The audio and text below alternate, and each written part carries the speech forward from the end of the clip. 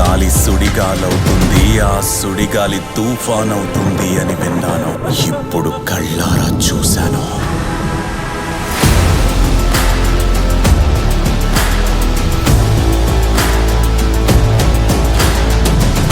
మరి చరిత్ర సృష్టించేవాడు ఎప్పుడు కూడా నిశ్శబ్దంగా ఉంటాడు. మన జగన్మోహన్ రెడ్డి లాగా వాళ్ళు కొట్టారు, మనం తీసుకున్నాం, మనం టైం వస్తుంది, మనం కొడతాం అని గుండె ధైర్యంతో మీరు చెప్పారు సార్. లాగి గుద్దితే తెలంగాణలో ఉండాలో ఆంధ్రలో ఉండాలో కూడా మీకు అర్థం కాక రోడ్లు పట్టుకొని తిరుగుతున్నారు. 175 నియోజకవర్గాలకు 175 నియోజకవర్గాలు పోటీ చేసి గెలిచే ధైర్యం మీకుందా అని చెప్పి సవాల్ విసురుతున్నా. 2024లో వైఎస్ఆర్ పార్టీ పెదకూరపాటి నియోజకవర్గంలో జెండా ఎగరేయడానికి సిద్ధమేనా?